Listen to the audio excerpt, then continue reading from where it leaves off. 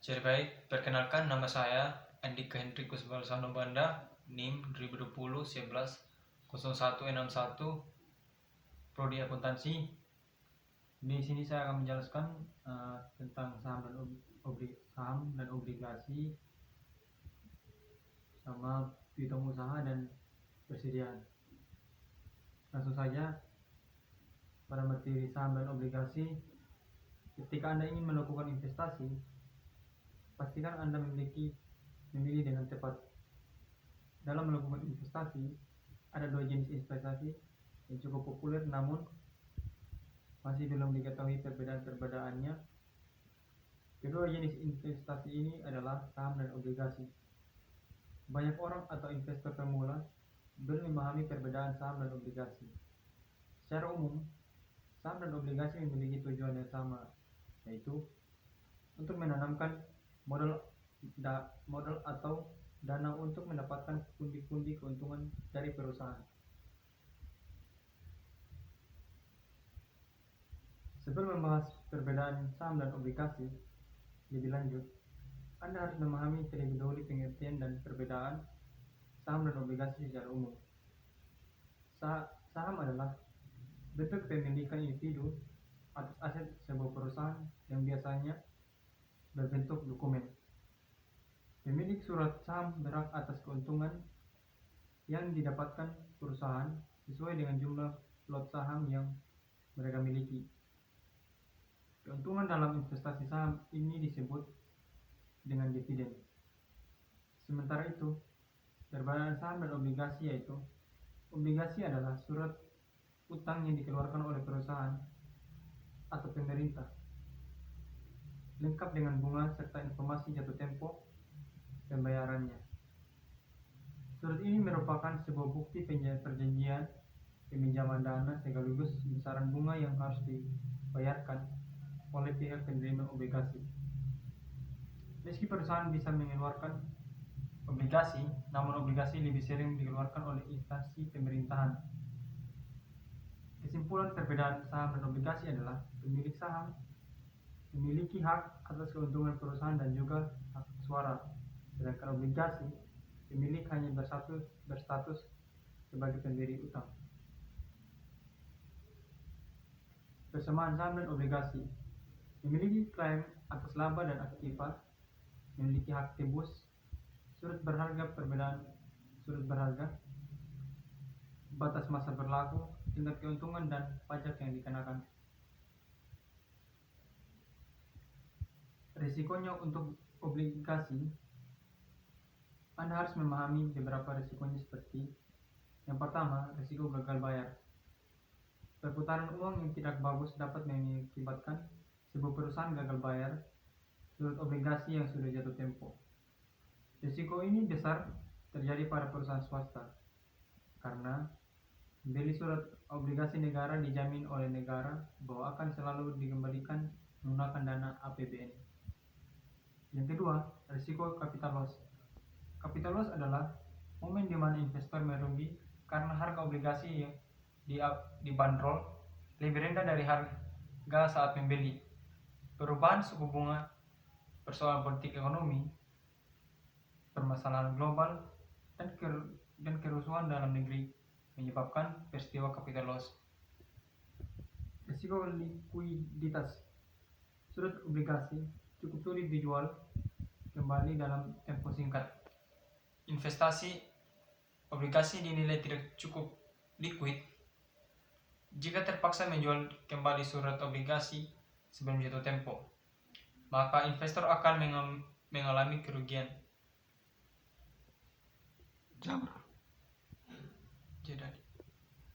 Iya. Lanjut ya. Sedangkan risiko dari investasi saham adalah tidak menerima dividen. Dividen merupakan bagi hasil perusahaan kepada investor. Namun bila perusahaan mengalami kerugian, maka investor tidak akan menerima dividen. Suspend.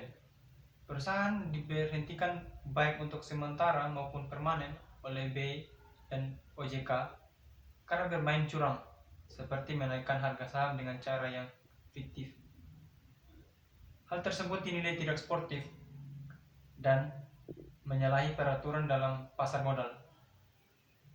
Delisting mirip dengan suspend, namun risiko perusahaan yang delisting adalah tidak lagi diperbolehkan bermain dalam pasar modal, alias B tidak mau menjual saham perusahaan tersebut karena selalu merugi dan memiliki banyak skandal negatif seputar perusahaan.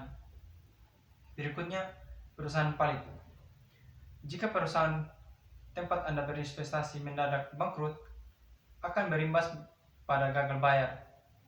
Apabila terjadi gagal bayar, maka bisa dipastikan dana investasi Anda akan turut melayang. Fluktuasi pasar. Harga saham sangat bergantung pada sentimen pasar, sehingga harga saham terus berubah mengikuti situasi yang terjadi. Fakta ini bisa menjadi risiko, namun dapat pula disebut sebagai peluang. Masih ingat penjelasan mengenai membeli saham saat kondisi lemah? Piutang adalah tagihan yang ditujukan baik kepada individu maupun kepada perusahaan lain yang akan diterima dalam bentuk kas. Jenis-jenis piutang pada umumnya, piutang diklasifikasikan menjadi piutang dagang, piutang wesel. Piutang dagang atau piutang usaha, piutang dagang terjadi karena adanya transaksi penjualan secara kredit kepada pihak lain atau perusahaan lain. Piutang dagang adalah tagihan kepada pelanggan yang sifatnya terbuka, dalam arti bahwa tagihan ini tidak disertai instrumen kredit. Piutang dagang berasal dari penjualan barang, dagangan, dan jasa secara kredit dalam operasi usaha normal. Piutang wesel adalah klaim yang dibuktikan dengan instrumen kredit secara formal. Instrumen kredit ini mensyaratkan debitur untuk membayar di masa yang akan datang pada tanggal yang sudah ditentukan, misalnya minimal 60 hari setelah tanggal penandatanganan wesel.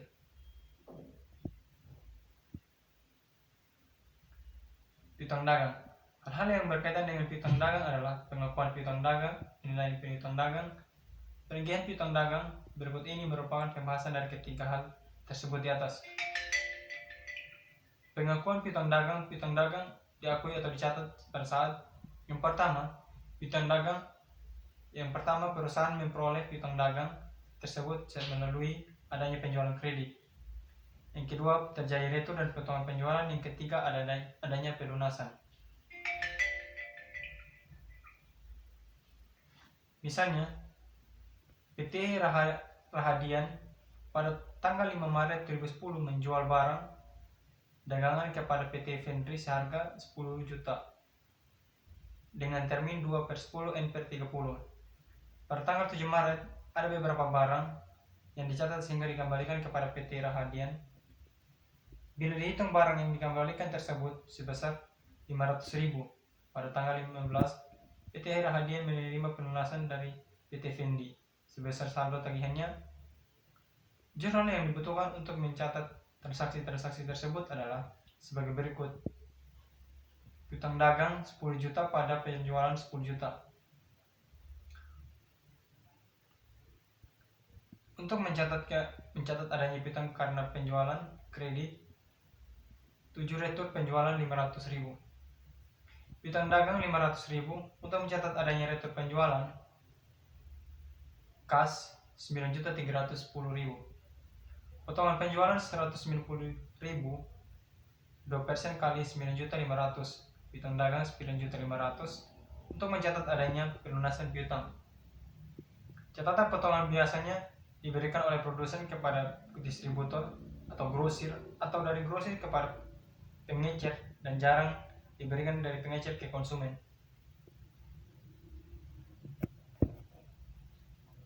Akuntansi untuk mencatat piutang wesel dibagi 3, yaitu pengakuan piutang wesel, penilaian piutang wesel atau pelunasan piutang wesel, pelimpahan atau pengalihan, pendiskontoan piutang wesel. Piutang wesel timbul karena adanya penjualan kredit, pemberian pinjaman, perubahan dari piutang menjadi piutang wesel, penjualan kredit piutang wesel, penjualan, pemberian pinjaman piutang wesel, kas. Piutang menjadi piutang wesel, piutang dagang. Rekening piutang selalu di debit atau kredit sebesar nilai nominalnya. Jika wesel tersebut berbunga pada saat pengakuan piutang, bunga wesel belum dipenuhi diperhitungkan. Pendapatan bunga diakui setelah perusahaan menerima penyelesaian wesel.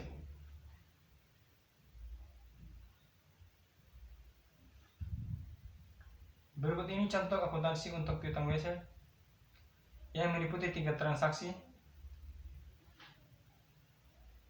Pada saat diakui penilaian piutang wesel, pada saat piutang wesel diskontokan, yang dilihat dari 3 sudut pandang itu perusahaan yang mempunyai piutang, perusahaan yang berutang, dan bank tempat piutang wesel diskontokan. Pada saat timbulnya piutang wesel, rekening piutang didebit sesuai dengan nominalnya tanpa perhatikan apakah di piutang wesel tersebut berbunga atau tidak. Misalnya PT Effendi pada tanggal 1 Mei 2005 menjual barang dagangan dengan harga 50 juta kepada PT Balkis yang membuat janji akan membayar pada tanggal 31 Mei 2005. Jumlah jurnalnya PT Effendi piutang wesel 50.000, penjualan 50.000. PT Balkis pembelian 50.000, utang wesel 50.000. Bank belum ada jurnal. Misalnya, PT Effendi pada tanggal 1 Mei 2005 menjual barang dagangan dengan harga 50 juta kepada PT Balkis yang membuat janji akan membayar pada tanggal 31 Mei 2005.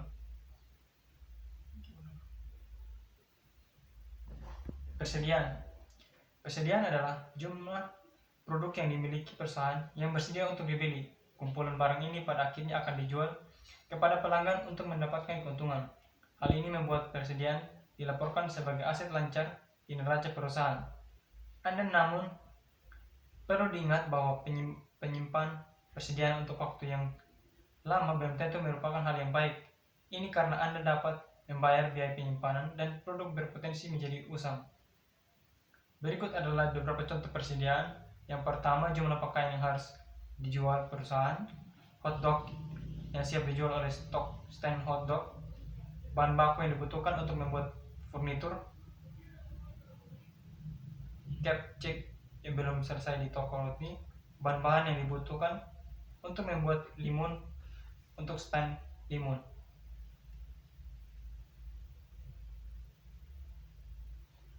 Jenis-jenis persediaan bahan baku. Persediaan bahan baku mengacu pada barang yang digunakan untuk membuat produk atau persediaan perusahaan. Dengan kata lain, mereka adalah bahan yang dibutuhkan untuk memproduksi berbagai barang. Persediaan barang dalam proses. Persediaan barang dalam proses mengacu pada barang yang belum selesai atau sepenuhnya diproduksi. Contoh, jenis investasi ini merupakan coklat yang masih membutuhkan lapisan gula di pabrik coklat, sepatu yang belum diwarnai, dan minyak esensial yang belum dikemas dalam botol oleh produsen kesehatan. Persediaan barang jadi. Barang jadi mengacu pada produk atau persediaan yang siap dijual oleh perusahaan. Barang-barang ini telah menyelesaikan siklus produksi. Barang jadi sebelumnya terdiri dari bahan baku, bahan mentah, dan juga barang dalam proses.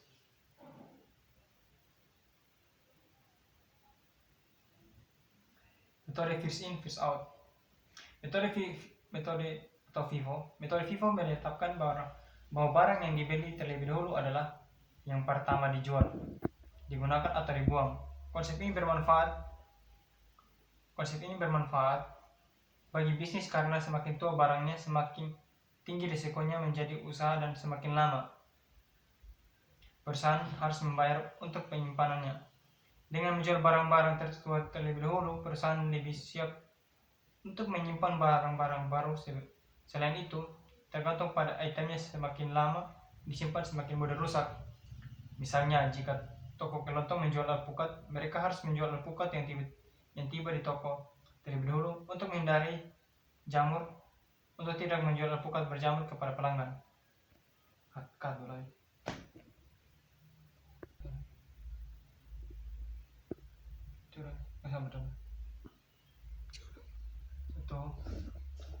23. Itu HPP. Tentukan harga pokok penjualan dengan mengurangkan jumlah yang terjual dari persediaan Anda, dimulai dengan barang yang terjual terlebih dahulu. Anda kemudian dapat mengembalikannya dengan biaya pembelian. Misalnya HPP untuk contoh di atas adalah 10 kali 100.000 tambah 5 kali 150.000 sama dengan 1.750.000. Oleh karena itu HPP Anda akan menjadi 1.750.000.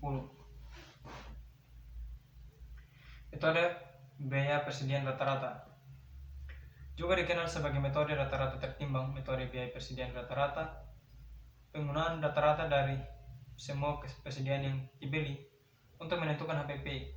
Berikut langkah-langkah menghitung HPP menggunakan metode ini. Tentukan biaya rata-rata persediaan yang dibeli purchase cash. Untuk melakukan ini, ambil jumlah semua biaya pembelian persediaan untuk satu jenis produk dan bagi dengan jumlah produk yang dibeli. Ini akan menghasilkan biaya rata-rata. Misalnya, jika Anda membelanjakan 100.000 dan kemudian 150.000, biaya rata-rata inventaris yang dibeli adalah 100.000 tambah 150 dibagi dengan 2, 125.000. Metode first in last out atau FILO. Dalam metode ini, barang yang dibeli pertama adalah yang terakhir dijual. Misalnya, jika Anda menjual celana, tetapi Anda terus mengumpulkan celana yang baru dibelikan di bagian atas rak. Celana di bagian bawah rak yang dibelikan terlebih dahulu akan tetap di bagian bawah dan akan dibeli bertahan selama proses ini berlanjut. Metode ini sama dengan metode last in atau first out LIFO. Berikut adalah cara menggunakannya untuk menentukan HPP Anda. Tentukan pembelian terbaru Anda. Karena metode FILO menetapkan bahwa barang yang paling baru dibeli akan terjual lebih dulu, penting untuk inventarisasi stok ini.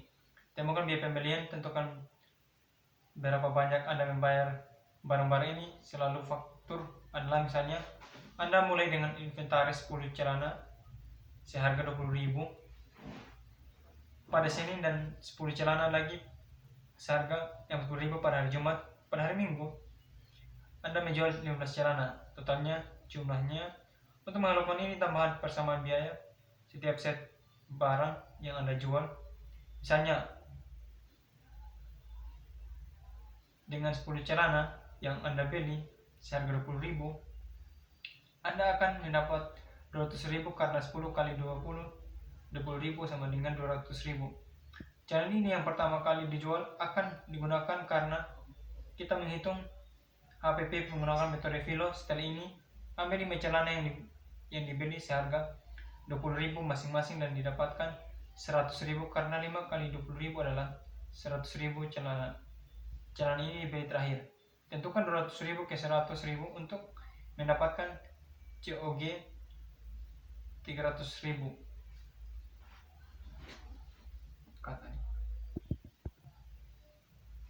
Kesimpulan, itulah pembahasan persediaan lengkap beserta jenis dan metode persediaan yang biasa digunakan oleh banyak bisnis dan perusahaan.